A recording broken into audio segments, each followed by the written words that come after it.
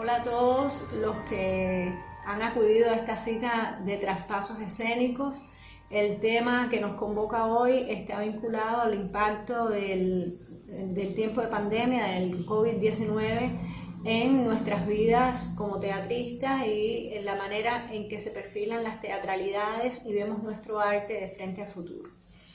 Ya sabemos desde Artaud que tanto la peste, o sea, la enfermedad, como la guerra, son dos grandes palancas para el teatro, son dos grandes movilizadores sociales, moduladores sociales, porque son tiempos extremos que colocan al individuo frente a la problemática de la vida y por extensión de la muerte, y en tanto el sentido de la vida, el sentido de nuestra presencia en la vida, nuestra razón de ser queda profundamente cuestionado. Además, obviamente por los traumas, las tragedias, las pérdidas que van asociadas a ambos fenómenos.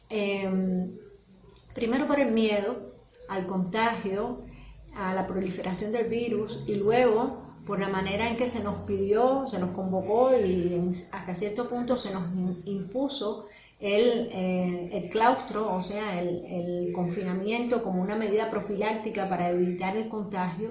Lo cierto es que todos estuvimos abocados al aislamiento, a la separación del otro, al no contacto físico, y el teatro se puede decir que quedó profundamente afectado por esta causa.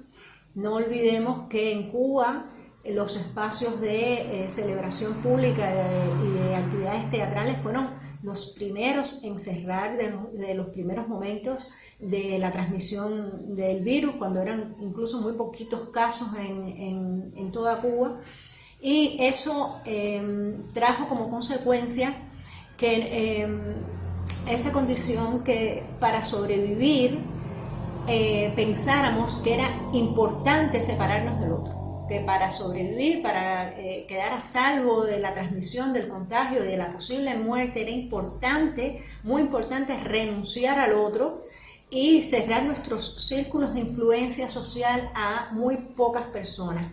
Lo que empezó siendo una condición extraña, paulatinamente yo creo que lo fuimos asumiendo, y en el caso del teatro fuimos transitando hacia nuevas formas, nuevas aperturas, ensanchamientos en cuanto a los espacios, a la dramaturgia, a los temas, hasta llegar a un tipo de teatro de inmersión social que es el que yo pienso que estamos atravesando, un teatro que quiere y necesita burlar ese aislamiento, un teatro que quiere y necesita regresar al otro, condición esencial del teatro, pero desde unas perspectivas, unas modificaciones audaces, si no inéditas, por lo menos mucho más visibles, en experiencias que antes eran aisladas, ahora son mucho más divulgadas, mucho más visibles a través de las plataformas sociales.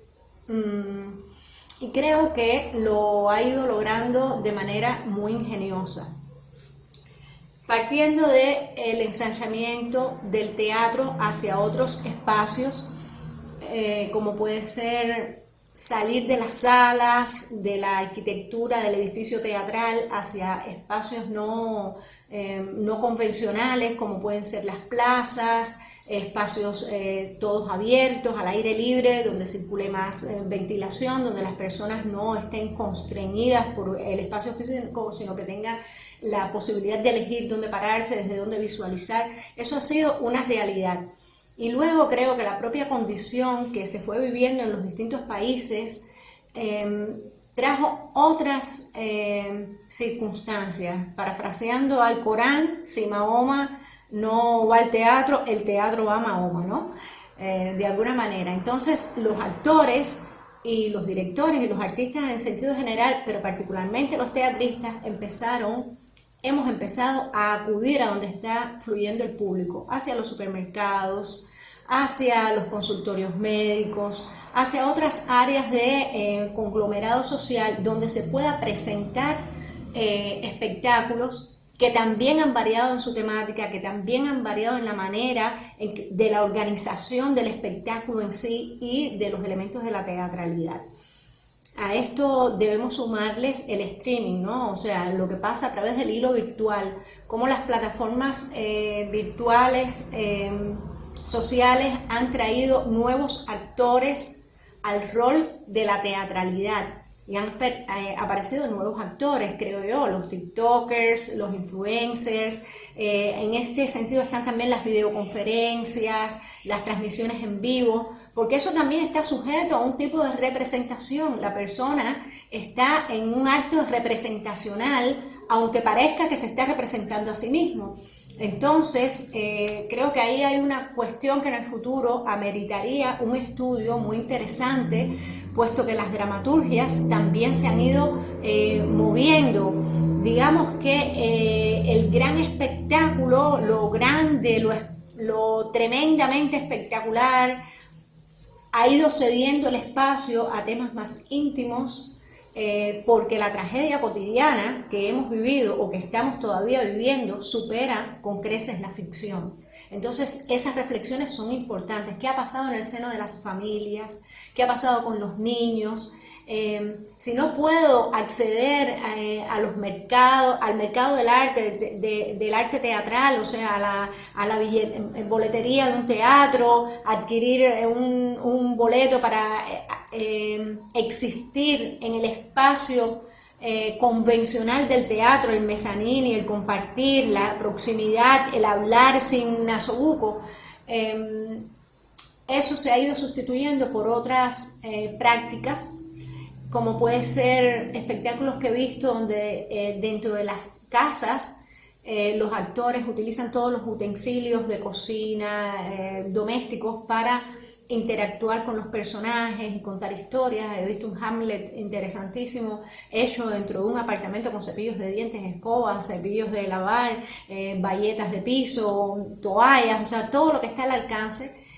Y eso de lo que habla es de que el ser humano es ingobernable cuando se trata de la creatividad y que el teatro sigue siendo una experiencia colectiva, porque como partiendo del aislamiento hemos vuelto a la colectividad, renunciando a la presencialidad del teatro prácticamente durante 2 años. ¿Y quién nos iba a decir a nosotros que el teatro iba a poder prescindir de una condición que es el aquí y ahora?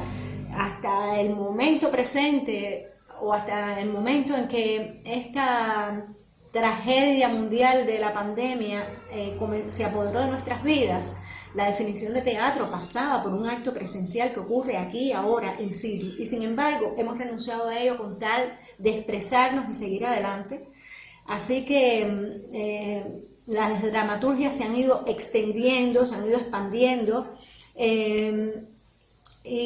pero no ha disminuido el impacto de la nueva narratividad, de los nuevos temas. La gente sigue en las plataformas sociales siguiendo el teatro, y es muy curioso porque lo que antes ocurría en una fecha determinada, un día determinado, una hora determinada, ahora la persona lo consume en su casa a elección, en el momento que quiere. Así que el teatro en casa se ha vuelto prácticamente la realidad del teatro. El teatro virtual opuesto al teatro presencial son como los nuevos polos de una realidad que ya está instalada. O sea, lo que yo pienso que probablemente ocurra es que el teatro en la sala se quede como una variante, pero sin duda que este teatro virtual, es mi opinión, ha dado una muestra de democratización del arte teatral, tiene mayor alcance, es más económico.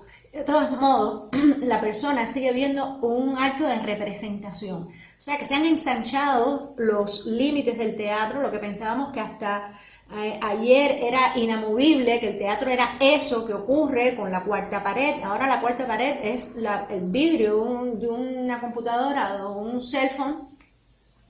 Y de todos modos estamos acudiendo a un acto representacional y están naciendo nuevos actores, como dije antes, en las plataformas sociales, de la media social, están los tiktokers, los influencers, y ellos también están desarrollando narrativas unas más interesantes que otras, pero también en el teatro presencial hay obras interesantes y otras que no lo son, otras que son para el gran público, otras que son para un número muy reducido de un público que prefiere un teatro de culto, o sea, que antropológicamente el teatro como arte se está redefiniendo, o sea, se están redefiniendo sus límites y sus funciones.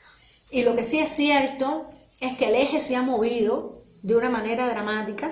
¿Qué funcionará, qué perdurará, qué se investigará? No lo sabemos. Los aplausos se han sustituido por clics y las reseñas y críticas por un breve comentario al finalizar la transmisión virtual.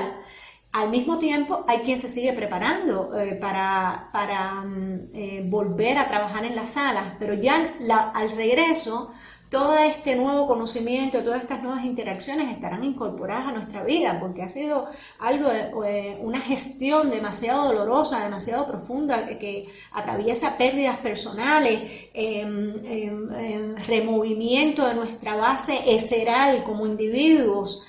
Entonces, al regresar al arte, todo eso va a estar y existirá como existió tras la Primera Guerra Mundial, tras la Segunda Guerra Mundial, una crisis existencial importante de la cual vendrá una literatura y vendrá un arte y vendrá una literatura dramática, vendrá un arte performático y vendrá todo un universo, una avalancha de contenidos que nos redefinirá como artes. Eso a grandes rasgos es lo que pienso, pero desde todo punto de vista la espectacularidad ha sido, por lo menos hasta el momento, sustituida por un viaje hacia lo esencial. Yo diría que estamos viviendo una contracción hacia lo esencial y por tanto las técnicas también irán hablando en ese sentido de algo que vuelve a poner los temas esenciales del hombre en primera plana, y sobre eso se estarán estratificando y construyendo las teatralidades futuras. Asumir la responsabilidad del oficio de dirección teatral en los tiempos que corren significa para mí poner en crisis las nociones de presencialidad que hasta ahora mismo había adquirido. Desde que empecé a dirigir siempre he pensado que convocar a los espectadores a compartir en un espacio y en un tiempo preciso y único mi percepción del mundo, modificada, por supuesto, por el elenco o por los avatares de un proceso creativo, implicaba un reconocimiento del otro como principio, y que ahí radica, a mi juicio, el principal componente político del acto teatral. Ahora, pensar que ese otro puede acercarse con resquemor, ya no ese resquemor espiritual, no ese resquemor de poder encontrarse con otro pensamiento, sino algo realmente nocivo, por ejemplo, para la salud, pueda tener ese temor, me desubica. Siempre basé mi poética en la relación con los espectadores, en estrechar ese abismo que a veces encontraba entre la platea y la escena. Y ahora mismo no sé cómo asumir muy bien ese encuentro entre un actor y un espectador, partiendo de la poética que nosotros tenemos, la poética de Portazo, que casi apela como principal plato fuerte el cuerpo a cuerpo, el encuentro cuerpo a cuerpo, esa realidad, esa verdad que no es simulada, de tener ante ti a un ser humano intentando ficcionar ese momento.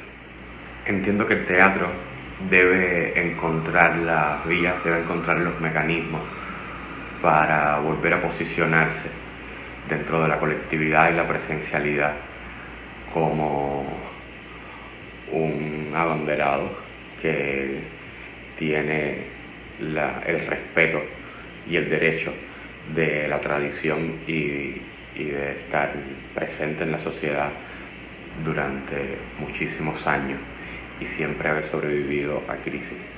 Entiendo eso.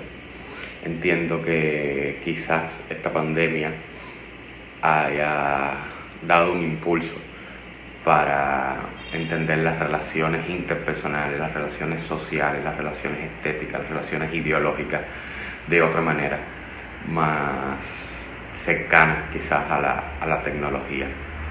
No obstante, mi mecanismo de defensa como individuo que soy quizás sea la resiliencia de aferrarme a la tradición y sin ser un negacionista y sin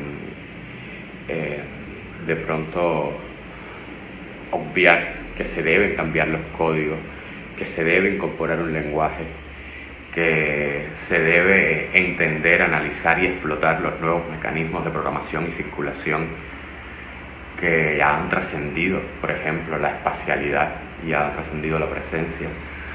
Opto como un defensor, quizás no me importa, arcaico, en levantar una nueva armonía en el espacio donde acontece el acto teatral.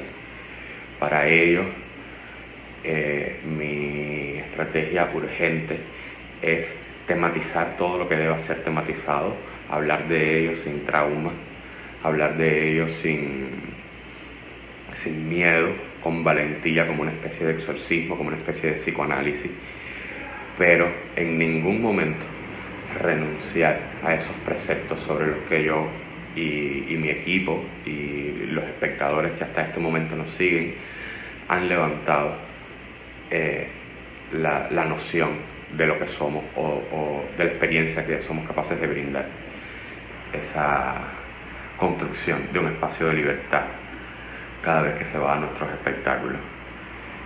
Y yo creo que debe haber de todo como respuesta a las actuales circunstancias. Debe existir la virtualidad, debe existir la profundidad y el análisis agudísimo que pueda ser traducido a un lenguaje teatral sobre todo lo que nos pasó o sobre nuevas maneras de comunicarnos, pero también debe existir, y es a la línea que me pienso suscribir inmediatamente, a la defensa de esa relación que teníamos a finales del año 2019. Esa defensa que por supuesto va a estar modificada por nuestras actuales circunstancias, va a estar modificada por las medidas de bioseguridad, va a estar modificada por nuestros propios miedos, por nuestros propios temores, por nuestra propia prudencia al tocarnos, al hablarnos, a ver esas pequeñas gotitas de saliva que surcan la luz y que siempre identificaron de una manera el parlamento de un actor, la energía de un actor. ¿Cómo vamos a asumir de que eso puede ser peligroso?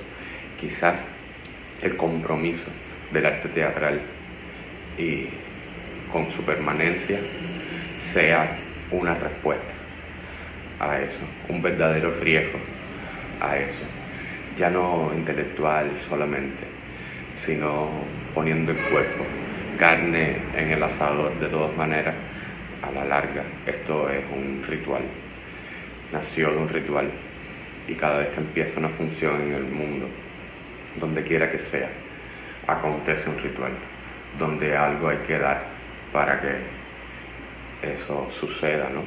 Para que eso camine, ese fenómeno que es poder observar al otro haciendo un fragmento, representando un fragmento de alguna realidad, camine, se proyecte, llegue. Tiene que haber un sacrificio, y el sacrificio puede ser en agonía, pero yo creo que nos va a fortalecer, porque nos hará vencer los miedos, porque nos sacó definitivamente de zona de confort, de zona de comodidad, y las cosas no volverán a ser por estos predios como eran antes.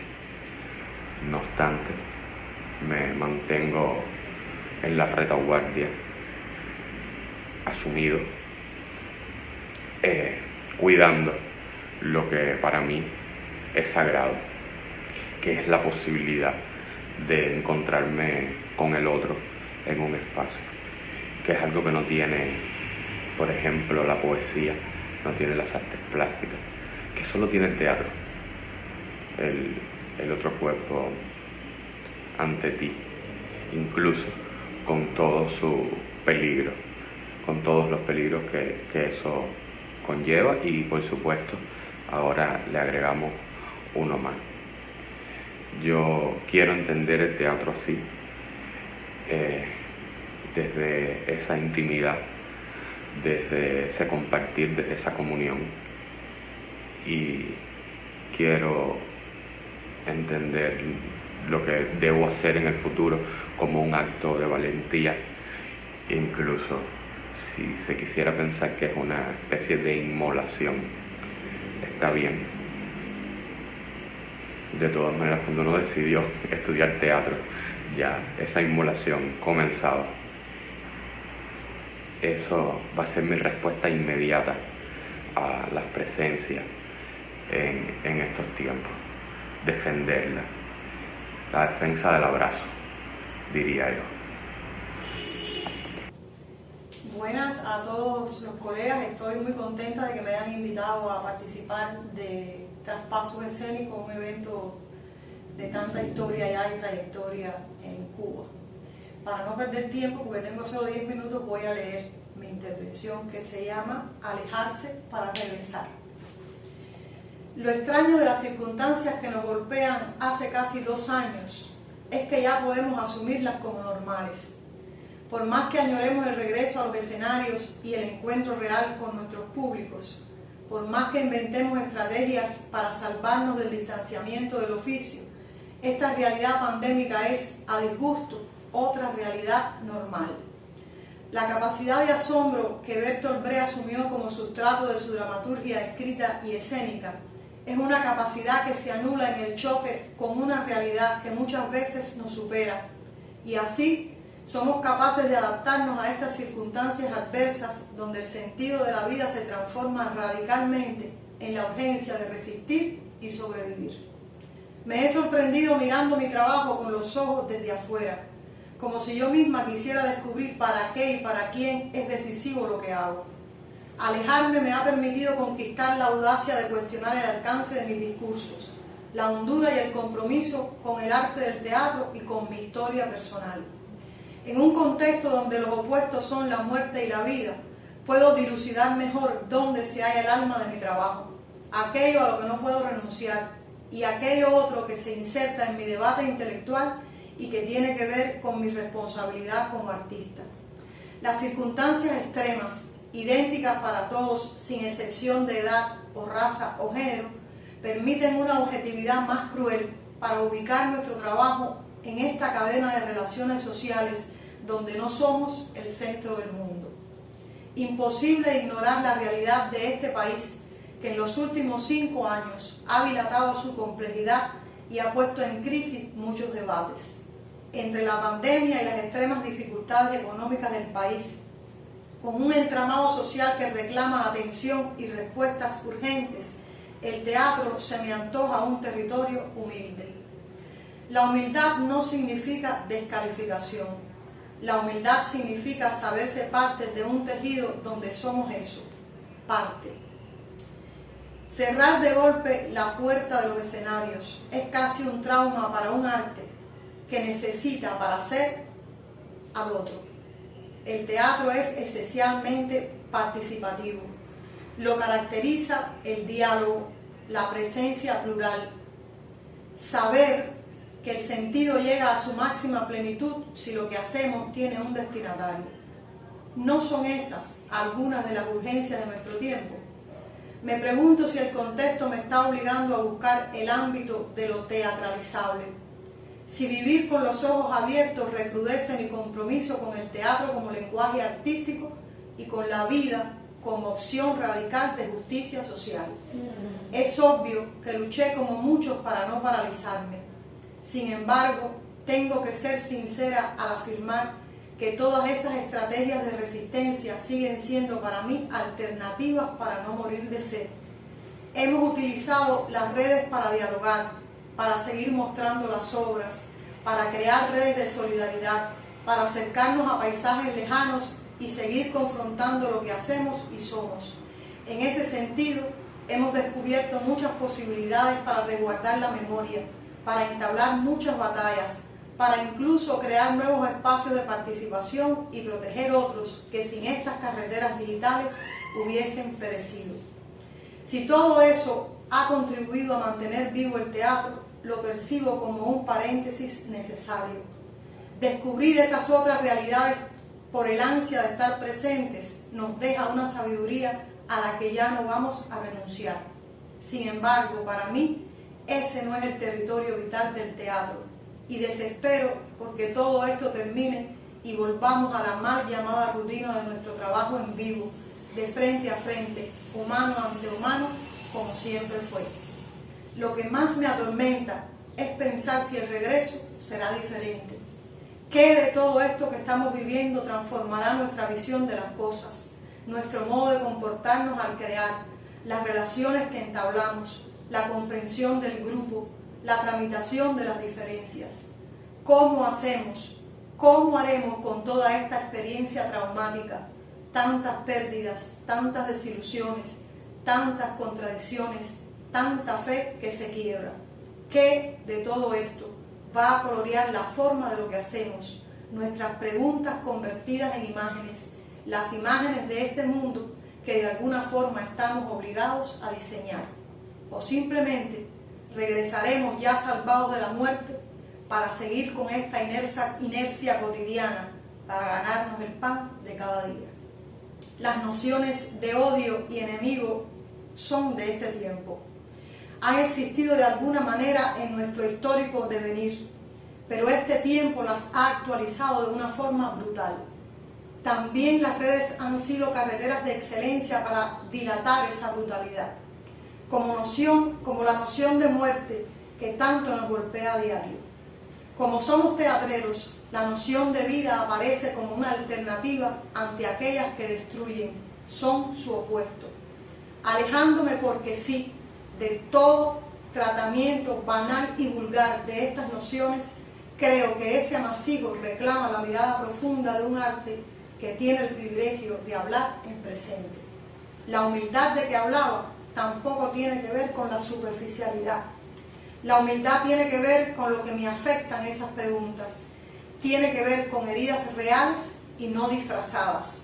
Tiene que ver con sentirme parte de esta diatriba y con saber que no soy dueña de ninguna verdad, que tengo una apreciación de las cosas, pero soy solo una partícula de ese cosmos y no el ombligo del mundo. Pareciera que no, pero hemos vivido inmersos en una realidad muy dura, con emociones de todo tipo que obligan a desentrañar ese universo complejo donde el teatro crea, recrea, reproduce, altera e imagina otros mundos para volver siempre a este que le toca de cerca y da sentido a sus especulaciones, sea cual sea su identidad. Mi pregunta más acuciante tiene que ver con esa capacidad para acompañar la vida sin perder la humildad ni la responsabilidad crítica. Somos también constructores de espiritualidad y siento que estamos obligados desde nuestro humilde ámbito a resanar algunas heridas.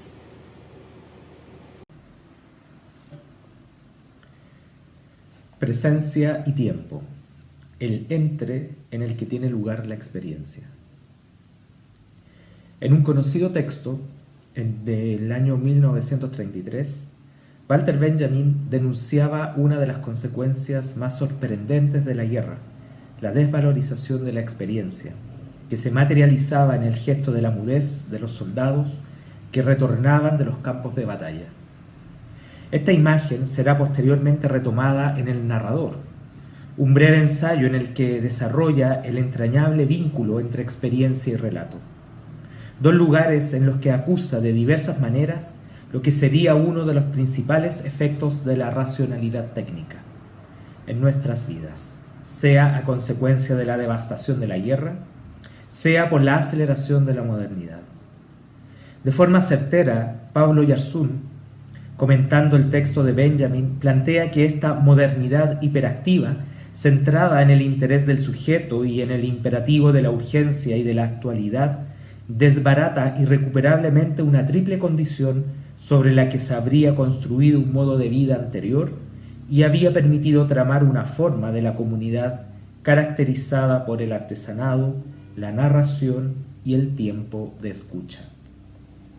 Este empobrecimiento de la experiencia en el mundo moderno es analogado por Benjamin a través de la fascinante imagen de las amplias superficies vidriosas de la arquitectura moderna, en las que nada arraiga y todo resbala. Vivimos un mundo marcado por la proliferación intemperante de la información, de las imágenes, de los signos. Como nunca antes el mundo se ha hecho disponible en términos de conocimientos datables. Podemos estar interconectados en el tiempo real y de forma ubicua en la interminable malla tentacular de las redes sociales. Pero al mismo tiempo nada permanece. La sobreabundancia finalmente torna indiferente la realidad. Y fue en este contexto que de un momento a otro nos vimos sumidos en nuestras casas, enclaustrados en un nuevo espacio laboral doméstico. De un momento a otro, las pantallas se multiplicaron ante nuestros cuerpos, realzando algo que ya vivíamos antes de forma naturalizada. La pandemia, ya se ha dicho repetidas veces, no vino a instalar una nueva realidad, más bien vino a amplificar o a desnudar las maneras en las que ya vivíamos nuestras relaciones sociales capturadas por el neoliberalismo y el imperio de la técnica, que nunca puso su objetivo en el bienestar ecológico de las especies, sino en reducirlas a objetos de intercambio, consumo y plusvalía. Pero esta situación ha sido también paradójica, una oportunidad para cobrarnos antiguas deudas, tal vez esa de darnos el tiempo para el pensamiento, habiendo suspendido momentáneamente el flujo incontinente del activismo cotidiano, que cabe decir no es lo mismo que la acción. Pensar es traer no necesariamente nuevas preguntas, a veces es rescatar las antiguas preguntas menospreciadas por una sociedad de la inmediatez. Una sociedad que ha puesto su foco político en la resolución eficiente de problemas antes que en lo político propiamente. Traer viejas preguntas denostadas por el devenir ajetreado de una vida aparentemente presencial en la que estábamos inmersos antes de la pandemia. ¿Pero era realmente así?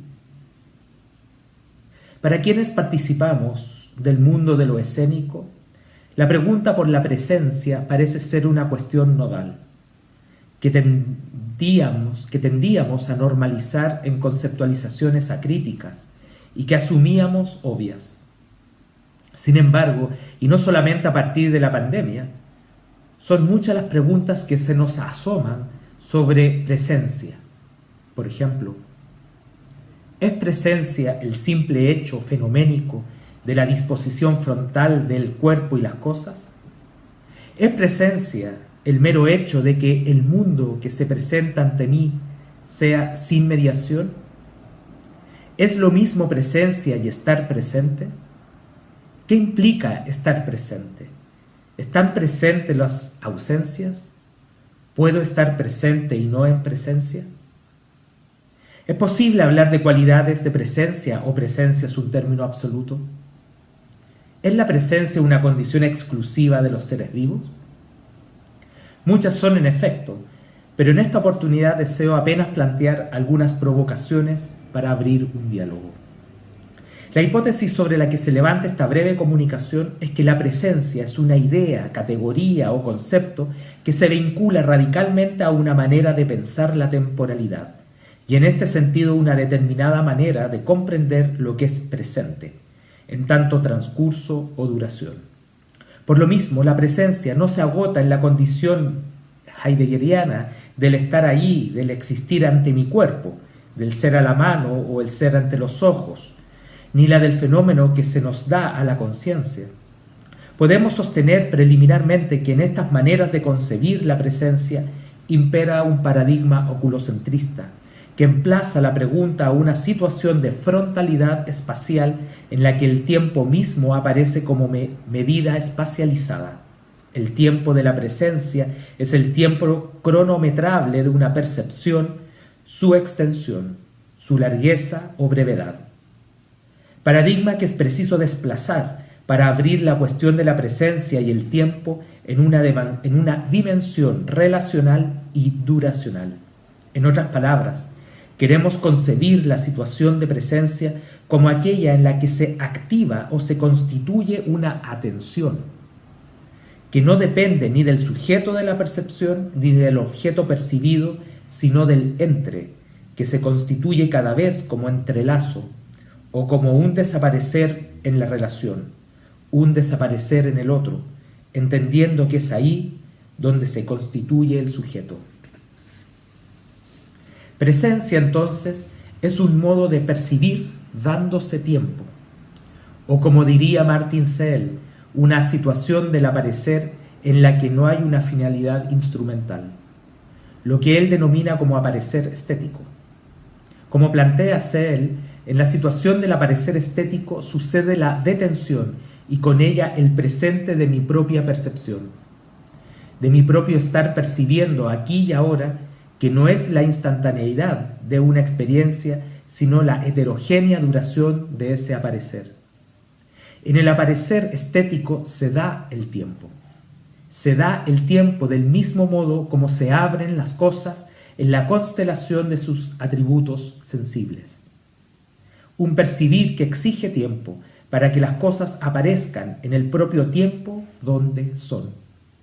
Por el contrario, en el percibir instrumental, nosotros sometemos a las cosas a una economía temporal diferente de ellas mismas, pero esta economía irradia a los propios sujetos de la percepción, obligándoles a organizar la experiencia en un programa. El tiempo para la observación se reduce así a un criterio de optimización operativa. Se trata de extraer en el menor tiempo la mayor cantidad de datos para construir soluciones de problemas. En un mundo signado, como decíamos, por la velocidad y la aceleración, en el que el valor de lo inmediato e instantáneo se impone, esta manera de entender la presencia como un percibir que se da tiempo, desde ya aparece delicadamente subversiva.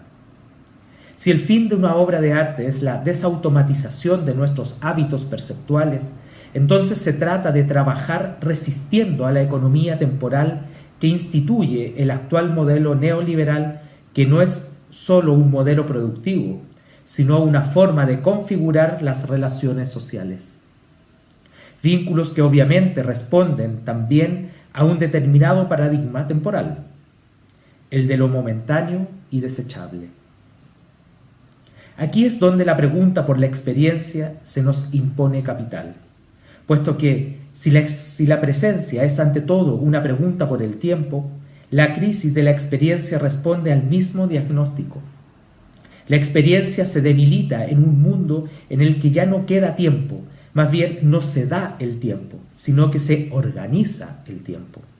En el que el tiempo libre, y digo esto y siguiendo a Arendt, el tiempo de lo político, sigue siendo el privilegio de algunos respecto a otros completamente abrumados por el tiempo de la labor y del trabajo. Y no es que experimentar no sea parte de la oferta del mercado, por el contrario, es lo que continuamente se nos ofrece.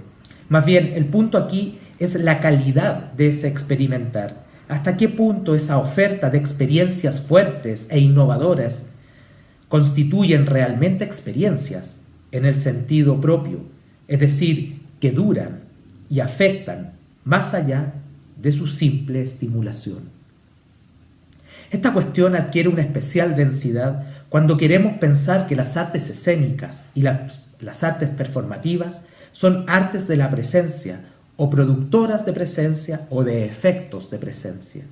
La representación performativa consiste en esta producción de acontecimiento o de presencia que de acuerdo a lo que estamos proponiendo es una producción de una determinada temporalidad o experiencia del tiempo. Entonces, una cuestión de tiempo, de darse tiempo y del aparecer del tiempo. Darse, pero también del tomarse el tiempo o perder el tiempo. Entonces, una determinada relación entre tiempo y experiencia en vistas de cuestionar la economía del tiempo antes descrita. En efecto, es cada vez más habitual que en los análisis de obras escénicas pongan su énfasis en la cuestión de la experiencia, desplazando el hábito semiótico de buscar ante todo la significación. Solemos decir que esta performance propone una experiencia determinada, tratando de no confinar la performance a un determinado género. Sin embargo, si bien toda obra escénica en cuanto a acontecimiento conlleva una experiencia presencial, cabe preguntarse hasta qué punto algunas propuestas resisten y disienten de los moldes temporales que constituyen la economía temporal de la razón neoliberal. La cuestión, en definitiva, no es sólo por el contenido denotativo de la puesta en escena, sino de cómo éste se despliega como una experiencia que efectivamente cuestiona nuestros hábitos perceptuales, que son la base de la construcción de un relato significativo, que sería para Benjamin la experiencia en sentido estricto, y en cuanto que un relato es también, recordemos a Paul Ricoeur, un modo de hacerse del tiempo. Entonces cabe pensar si toda forma de presencia constituye una efectiva experiencia, o por el contrario simplemente replican los modos automatizados de un régimen normalizado de la experimentación, cuyo signo es el goce en la transgresión, en la significancia inmediata y directa, en la alta intensidad instantánea, es decir, en el consumo. Sin duda, el que una obra produzca una experiencia duradera no tiene que ver con que sea en vivo o a través de pantallas. Lo duradero es lo que atraviesa las pantallas, es decir, una interrupción efectiva del tiempo domesticado de la producción cotidiana. Una experiencia en este sentido nos propone una relación otra con el tiempo y nos invita a una reflexión sobre cómo percibimos y cómo una determinada configuración del tiempo determina nuestras vidas reales. Pero también puede proponerse una práctica temporal que interrumpa la economía del tiempo, una insubordinación de los modos racionalizados del tiempo. La ralentización, la extrema dilatación, el contratiempo, lo repentino o en fin la detención y la quietud son figuras posibles de esta desobediencia temporal. Pienso en las acciones quietas de muchas performistas mujeres como Regina José Galindo o Janet Toro y sin duda Ana Mendieta. Pienso en la revalorización de las acciones dilatadas en Bob Wilson o en Larry Bott, o en las prácticas conversacionales del coreógrafo Xavier Leroy. Podemos sostener finalmente que la performance o las artes escénicas en general son formas de producir y de realizar el tiempo y por ello una forma de pensarlo sensiblemente. En este sentido, una economía del tiempo racionaliza la vida, es un control de la vida misma. La catástrofe de la experiencia es también el triunfo del imperio del tiempo tecnológico, de la programación mensurable y eficiente, de la vida optimizada bajo la regla de no perder el tiempo. Vivir un tiempo ajeno es vivir una vida enajenada. Es claro entonces que la imposición de una economía temporal no solo afecta a nuestros cuerpos y nuestras relaciones sociales. Bajo el imperio de lo inmediato e instantáneo se disuelve todo misterio, toda posibilidad de algo aún inapropiable, pues todo deviene pura aparente disponibilidad. El mundo resplandece, no caben dudas, todo ha llegado a su realización, no hay nada más que esperar. Sin espera, borramos nuestra condición temporal y la cambiamos por el presente de una eternidad. Tal vez, si hay algo que la presencia puede volver a poner, es precisamente la finitud y la fragilidad de las cosas. Experiencias que reponen el tiempo en nuestra experiencia. Si hay algo que la presencia es, en el sentido que la queremos pensar, es resistencia ante el borramiento de la duración, una acción que pone el cuerpo porque repone el tiempo. Gracias. Bueno, es un placer para mí estar de nuevo en Traspasos Escénicos, núcleo de prácticas creativas, estar de forma virtual. Es un placer para mí, aunque pues preferiría, querido Eberto, estar de forma presencial, como estuve hace algunos años en tan maravilloso evento allá en la isla. Definitivamente lo que ha logrado Traspasos ha sido fundamental en esta dinámica de desarrollo de las artes escénicas. Entonces, pues es un placer para mí estar contigo y con tu evento, con tu valioso evento, hoy con esta ponencia que de alguna forma intenta generar diálogo, generar una conversación alrededor de lo que ha significado para todos los que estamos en el mundo de la creación esta pandemia. La he llamado la dirección escénica en tiempos de pandemia, la tensión entre la presencia virtual y física.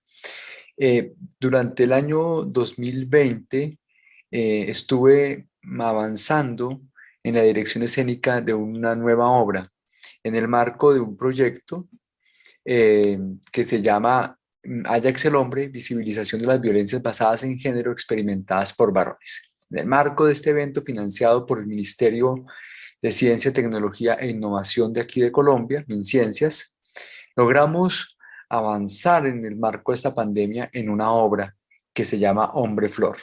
Por supuesto que de eso les voy a hablar, de eso me interesa hablar de esta experiencia, cómo fue la dirección escénica. Yo había dirigido algunas obras por allá en el año 2012 y bueno, entre 2010 y 2012 había hecho un par de obras que se relacionaban, digamos, con el mundo virtual, con la presencia virtual. Una de ellas, Secreto de Vanessa, que trataba sobre las mujeres víctimas de trata por los medios virtuales, y luego hice en el año 2012-2013 hice Confesionarios, una obra que era totalmente virtual y en la cual la mayor apuesta que había hecho yo era que no tuviéramos un escenario físico, sino que efectivamente se vincularan el espectador o el participante de manera virtual y asimismo el performer. Después de esa época que me sirvió mucho para pensar y repensar lo que es el arte a través de Internet, volví a hacer algunas experiencias, pero no todas, digamos, relacionadas con el mundo virtual. Mi línea ha sido siempre la relación o la interacción entre las ciencias, específicamente ciencias sociales, el arte y la tecnología. En ese marco he desarrollado una serie de experiencias y para el año 2019 nos ganamos una convocatoria con el ministerio que estoy nombrando acá, el MinCiencias, y allí estaba, digamos, la promesa de hacer esta creación. Ejecutada por la Universidad de Caldas y apoyado por la Corporación Cultural Acántaros de aquí de Manizales, Acántaros Danza. Empezamos las reuniones normalmente como cualquier proyecto, el trabajo de mesa. Ganamos la convocatoria en el año 2019, finales de diciembre. Fue la fecha en la que nos dieron vía libre y que habíamos ganado la convocatoria. Empezamos en 2020 muy juiciosos, en finales de enero, febrero, hacer el trabajo de mesa, las reuniones y todo esto, y llega el 13 de marzo a Colombia y cierran todo. Ante esa realidad, pues claro, había una confusión en realidad, pues todo el equipo no sabíamos cómo proceder, no sabíamos qué hacer, dado que habíamos tenido una experiencia previa en los montajes que acabo de mencionar, pues ya sabía yo de repente cómo podríamos funcionar, pero la obra la pensamos siempre de manera física y desde hace un tiempo, digamos con Huellas Digitales en el 2014, con 10 minutos en el 2016, seguíamos en la ruta, digamos, de la presencia física, más bien de la participación activa del público, y esto no podía ser diferente, ¿no? Teníamos que enfrentar esto. Entonces, yo decido que la primera etapa, miremos acá un poco la metodología de la investigación-creación. Teníamos una fase 1 que era el estudio sobre la invisibilización de las violencias basadas en género experimentadas por varones, una etapa 2, laboratorio de creación escénica, y pues la 3, que era la puesta en escena. Entonces yo decido con el equipo hacer fase 1 y 2 de manera virtual. Entonces nos metimos en eso, pero fíjense que hacer los laboratorios de creación escénica nos imponía un reto, y era de alguna manera imaginar cómo sería llegar al escenario.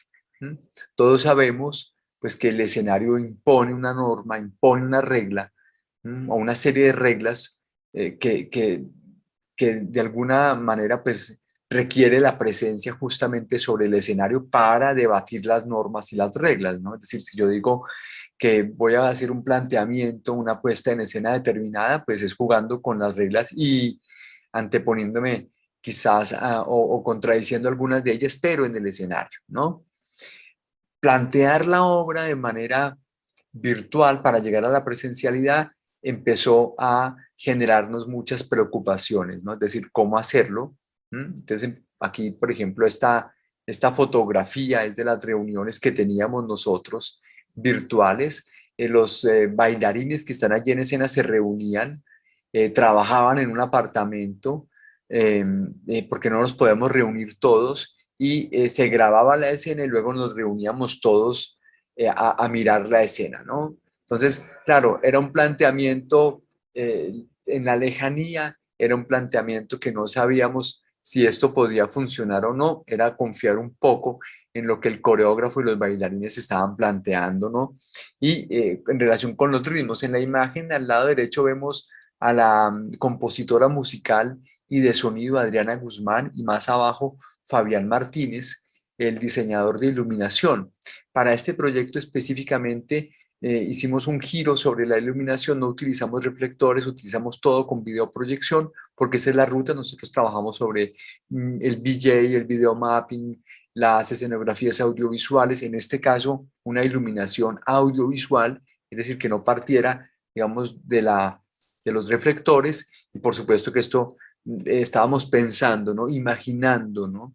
Cómo serían estos cuerpos en escena y cómo sería la música, porque la música es una temporalidad, pero la danza está basada en esa temporalidad. ¿Cómo sería tocar la música? No podíamos hacerlo en vivo, era enviar la música, era un ajuste que se tenía que hacer después, ¿no? No en vivo y en directo de alguna forma, porque si se hacía en vivo y en directo el ensayo, hay algo que se llama la latencia, y esta latencia de imagen y sonido pues varía absolutamente todo el desempeño, tanto de lo corporal como de lo musical. Entonces no podíamos, miremos otras imágenes acá, por ejemplo, este fue el primer diseño que tuvimos escenográfico. La obra finalmente se relacionó, digamos, con el mundo más convencional, digamos, más a la italiana, pero esta era una estrategia que estábamos buscando, en donde estuviera el espectador y la obra de forma independiente, es decir, que el espectador estuviera solo en relación con la obra y que no se pudiera juntar. Esa es una idea fantástica, ya la habíamos trabajado con algunas obras, esa relación más íntima entre espectador y la obra, pero pues por supuesto que eran todos en prueba. Allí en la imagen está Alexander Ortiz, diseñador de vestuario y de maquillaje, pensando, ¿no? Pensando cómo podría ser esta obra. Aquí ya, luego ya me lanzo a abril del 2021, ¿sí? Toda esta etapa, digamos, de estudio fue todo 2020 pensando. Aquí ya tenemos un ensayo. Ese fue un ensayo que hicimos el 19 de abril, pero igual, hacíamos el ensayo, se grababa, iban solamente algunas personas al ensayo y luego nos reuníamos de manera virtual, ¿no? Es decir, aquí vemos a Vanessa Gañán, que es VJ, la que trabaja en audiovisual. Vemos a Alejandra Murcia, la directora de arte, observando el ensayo grabado.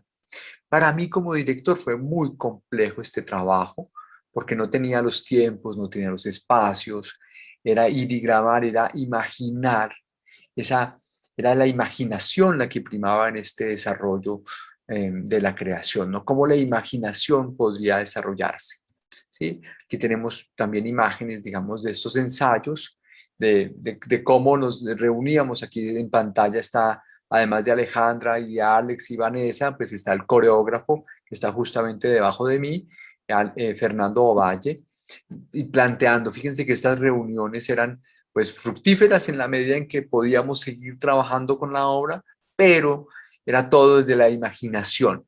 O sea, tuvimos que tener una gran imaginación para justamente plantearnos el escenario, plantear el movimiento, plantear lo audiovisual, producir audiovisualmente también y mostrar acá en la escena. Fíjense aquí que nosotros trabajamos con un programa que se llama Resolumarena, y era mostrarnos, era algo particular, y era que la VJ mostraba justamente cómo iba a ser la interacción, cómo entraban cada uno de las imágenes en movimiento, a qué velocidad entraban, cuáles podrían ser los filtros, cuáles podrían ser como las duraciones de cada uno de estos, en cuál segmento iba a aparecer cada una de las imágenes. Todo esto trabajado por el computador, todo esto trabajado en este tipo de reuniones por Zoom. Afortunadamente existía el Zoom, o existe el Zoom, y todo esto trabajado así. Aquí pues obviamente todo el equipo audiovisual trabajando conmigo, mirando a ver las potencialidades que tendríamos. Entonces, digamos que fue un trabajo fructífero, enfocado en la dirección de escena, que partía de la imaginación, que partía de una serie de tareas que hacían de forma individual unos u otros, grababan, luego llegábamos al ensayo a ir avanzando, hasta que finalmente ya en mayo de 2021, ya abren las puertas de la universidad de forma restringida, pero llegamos al Galpón de Bellas Artes, un escenario emblemático del teatro latinoamericano. Y allí es el teatro de nuestra universidad, la Universidad de Caldas. Allí llegamos nosotros a ensayar y a poner a prueba. Nos dimos cuenta que habíamos avanzado en la idea bastante, nos dimos cuenta que habíamos avanzado en una relación próxima del equipo, pero que el escenario, por supuesto, que empezó a dar unos ritmos y a ofrecernos las posibilidades que teníamos en nuestra imaginación.